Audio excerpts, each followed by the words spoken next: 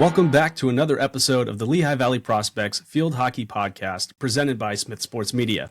I'm your host, LJ Smith, and on this Coach's Corner segment, I have the pleasure of being joined by Megan Gutierrez, the head coach at Dean College. Megan, thank you for spending some time with me on this episode. Thank you. I'm so excited. I'm very excited to catch up with you again. It's been years since we've reconnected since our time at Cedar Crest, but very excited to have you on as a guest and tell our viewers about your journey as a coach, but also as a student athlete. And thank you for reaching out for this. This is awesome and just so great to reconnect with an old friend. Absolutely. So let's get right into it. Your playing background. When did you first pick up a field hockey stick? So I was in third grade. So I was actually in another school system I bounced around in Maine a lot, but I was in the Gorham-ish area, but then they didn't fully offer youth things yet. So I went and played for Bonnie Eagle youth field hockey just because I was getting bored with soccer and all that. So our neighbor was getting into field hockey. So I kind of give a lot of kudos to her for getting me into field hockey. But yeah, around third grade. So been a while. Okay, that's excellent. So who kind of influenced you to pick up a stick? It was my mom mostly, but it was more just try another sport. But I'd say, yeah, my younger best friend, Danielle, she was our across the street neighbor, but her mom was getting her into it. And I think she had a family member that played or something like that. But I was like, my friend's doing it. I want to do it. And it was just cool because we were in different school systems. So throughout middle school and high school too, we were able to we competed against each other too. So cool to kind of grow up together with that sport too, even though we were separate. Did you play any other sports or explore any other sports as options? Oh yeah, I did. Oh my God, soccer when I was younger. But then when I was in middle school, I started lacrosse and I played lacrosse all through high school. And then I played lacrosse in college as well. I did indoor and outdoor track. That was more of just I'm bored in the winter. I want to do something. Staying fit for the winter. Yeah, and I did a little bit of softball, but that didn't really stick. I kind of switched to lacrosse in middle school-ish, but yeah. Is that a similarity I feel like I've seen throughout my career working in college athletics, but field hockey and women's lacrosse kind of overlapping? Yeah, so when I was in college, I think there was 6 of us that overlapped, and right now on my current team, I have 3 girls that overlap with lacrosse and I think 3 with softball. So, I mean, yeah. But that's a really big dual sport situation. Okay, that's what I've seen in my experience, but I wasn't sure. Hearing your experience now, that was something you explored, but also indoor track to kind of keep yourself in shape throughout that off season. So what position did you play? What was your skill set? Anything like that? It's kind of cool. So I started out as a midfield forward in third grade up until 7th grade, but obviously as you're going through youth sports, you don't really have a true position, but I was I love to score goals. Love that. 7th grade, I switched to being a goalkeeper. So totally 360. And then, yeah, I was a goalkeeper all the way until college. And I still play in goal, but now I joined a women's league, pretty local to here. And I now play on the field because when I started college coaching, so when I got involved with some adult leagues in Pennsylvania, if I want to take myself seriously with being a college coach, I need to know what I'm putting my field players through. So I was I need to experience that too. So I switched to playing on the field. It was so rough at the start, but big kudos to Amber Achenbach. She taught me everything I know about just building skills and kind of from the ground up. So I'm a field player now. And then alumni games and stuff like that, I always just throw my pads on. But yeah, it's cool to see me go full circle in that way.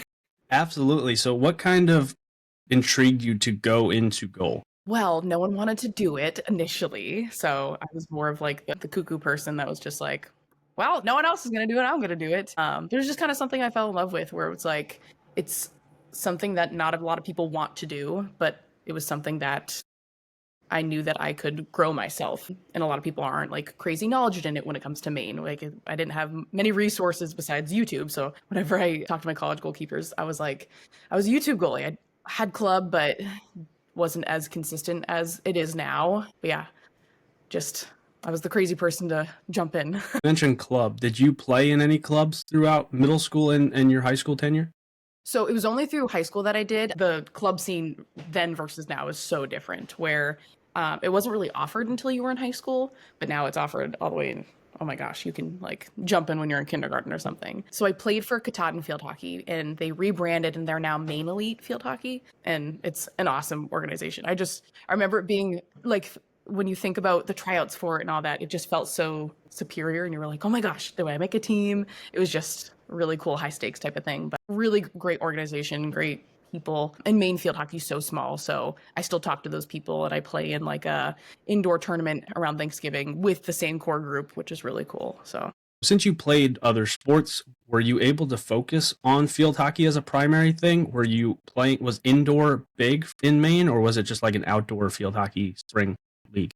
indoor was big. There was like levels to it, so I kind of was like the lower level where I was like, I can't commit a crazy amount because I play other sports, but I didn't really know I wanted to play in college until my senior year. So that's where like I was super behind on everything. But I did it because I knew YouTube wasn't going to make me better all the time. So kind of really nudged my mom to be like, I really need to do this. And they need goalkeepers. So I kind of, all clubs always need goalkeepers. So I got a discount on that, which was so great. Yeah, it's just so much bigger now. So it's so crazy to be recruiting at these tournaments and be like, this was not a thing when I was like in high school. So it is cool to see the growth through it. And speaking of recruiting, were you recruited in high school? You said you were kind of late to the scene. So what did that kind of look like for you? Yeah, I was like loosely recruited. So I didn't start reaching out to coaches until, yeah, like August of my senior year. So very behind on everything. But I started doing overnights that winter. I think I did like 8 overnights. It was insane. But it was like a lot of local schools. I didn't really branch out of state too much. But I know, so I went to St. Joe's, Maine. Rupert Lewis was my coach. And I remember he came to one of my high school games. And I just remember being so panicky about it. And I was like, oh my gosh, he's watching. And then he immediately offered me a spot. So I was like, oh, cool, rad, love this. So it felt so like surreal where I was like, oh, I'm not that late. I thought I was going to be late. But I mean, everyone's timeline is so different, and all coaches' timelines are so different too. So that's where I was so relieved, and it ended up being more than a perfect fit. Getting offered that position, that relief of you realize you're about to play college field hockey, but that experience doing overnight, stepping on multiple campuses, how valuable was that to you to make your decision? Oh my God, it made the decision pretty much. Like you were able to fully just experience a day in the life. Some schools that I maybe like toured a day or something like that, you could like kind of see what it was like, but just fully getting to know the team, fully just being fully in it. And like, that's where I always tell my recruits, come to a practice, just see my coaching style, see how I interact with my athletes. That was so helpful to see how like Rupert interacted with his athletes. Because then I was able to kind of see myself, like, can I see myself being coached by this person? And like thinking of being coached by a man, I was like, what am I doing? And it ended up being such a perfect situation. So you make that decision, you go to St. Joe's in Maine, Coach Rupert. What was that experience like your first year? Did you get playing time sophomore year? Like that progression throughout your college career, what did that look like? Yeah. So I didn't start the first 2 games of the season, I think. And I think it was the 3rd game of the season, my freshman year, where I like fully became the starter. I went in not thinking that. I was just like, I got to work my butt off. And I remember we had the 17s fitness test. So it was like 17 200s. And Rupert kind of had an expectation that goalkeepers never passed it. He was like, it's fine. Don't worry about it. And I got, I think, to like level 15.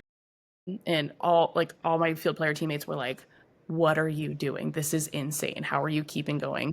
It's a fitness test. I feel like we all need to be doing this. And I think that really just set a standard for Rupert, and then just for goalkeepers now that are in that program, that there's a higher expectation. Throughout the progression, yeah, I started pretty much all 4 years. I think there were like, yeah, maybe 4 games that I didn't start.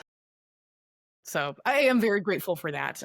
But Rupert loved the mind games. And I remember every single warm up, he would always be like, Miss Baker, I don't know if you're going to start today. And I'm like, all right, I gotta prove something. And it worked every time. I was like, all right, it lit a fire under my butt. And I was like, all right, I gotta go. I know now, like, thinking if I were to say that to my own athletes, they would go insane. They'd like freak out. And now I'm like, okay, that actually worked for me, but I know that won't work for everyone. And that's where, yeah, you got to prioritize knowing your kids. Absolutely. Being able to know what's going to engage you to be the best you can be and keep you on your toes and work even harder. And like you said, that might not work for every student athlete that you coach, but him knowing you well enough and made that decision to bring you on into his program. That's great coaching, and that's better on you to be able to step up to the plate for that. Oh yeah. Oh yeah. It got me every time. It was like it's like I'm being clowned every time. I was like, what this is working somehow. Like in the back of my mind, I always knew like, oh yeah, I'm gonna start. Like I worked hard for this, I know, but then it always had something dangling over me, and I was like, I just got to prove it every time though. I mean, I had an incredible 4 years. We won 3 out of 4 championships. So I mean, just I had a great class as well. Like I had an insane defensive lineup. We had a great offense. It was just awesome, and a lot of those girls were my bridesmaids too when I got married. So kind of really unique just to like have it be a full life thing. And I think that's what specifically field hockey, the community is it's a for life thing.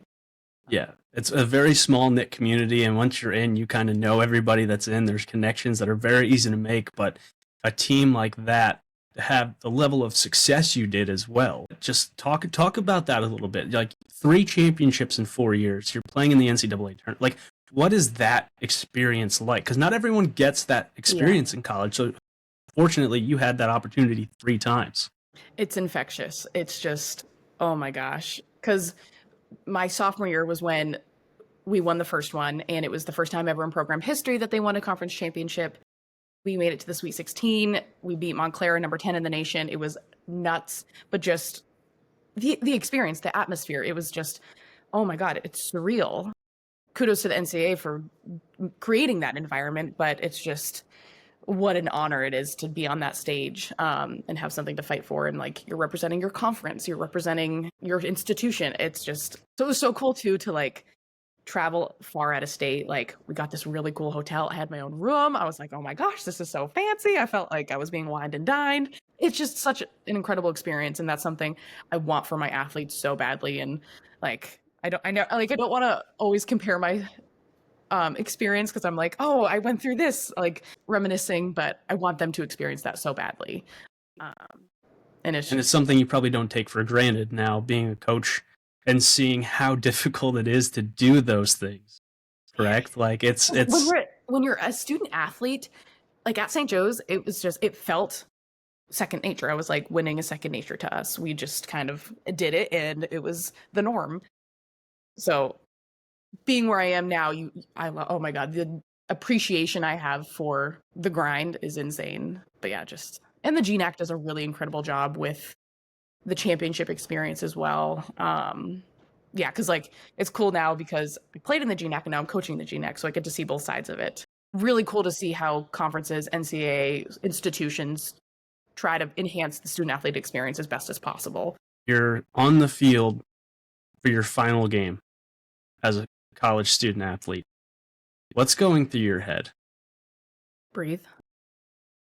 Oh my gosh. Yeah, because we were, oh my gosh, 2018 first round of NCAA tournament against Endicott. They were incredible that year. Oh my gosh. Yeah, I just remember just consistently telling myself to breathe. I was a captain as well, and I was like, I can't lose my crap. I can't lose it. I need to be there for my teammates because I know a lot of people are going to be emotional.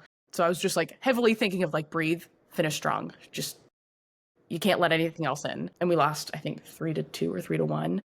I had a crazy stroke save. It was awesome. I think I took like 3 strokes in my entire collegiate career. Saved 2 of them. 1 went in the Sweet 16. But I was like, I can't let this one in. This can't happen. But yeah, it was just, and it's just like a wave of emotions too. Once the final whistle goes and you're like, oh my God, I'm done.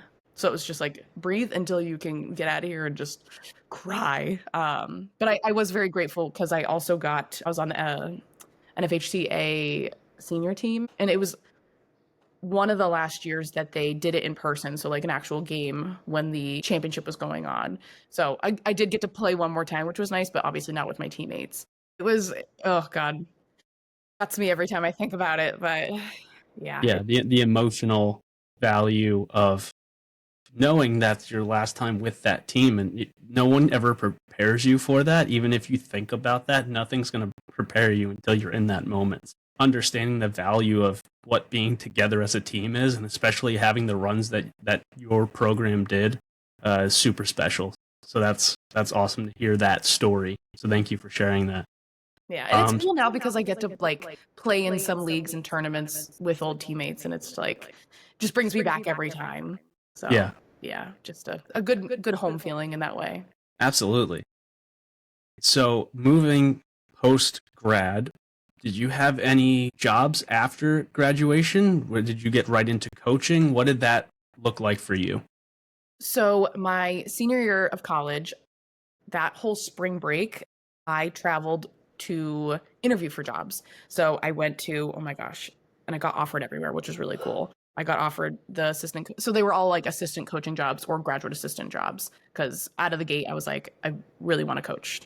And I wanted to get my master's too. So I was like, okay, I need to find some options. So I got offered a position at Vassar, Keene State. I'm going to miss a few places. And then Cedar Crest. Cedar Crest just made the most sense for what I wanted. Like it had a master's degree, housing, and I knew I needed to leave New England if I wanted to take my career seriously, because I was like, Pennsylvania, like Mid-Atlantic region is the mecca of field hockey. And I was like, I know I'm going to learn the most out there. So it was horrifying leaving Maine because, I mean, I was a Mainer through and through and never really left, but I knew this is what I had to do for my career.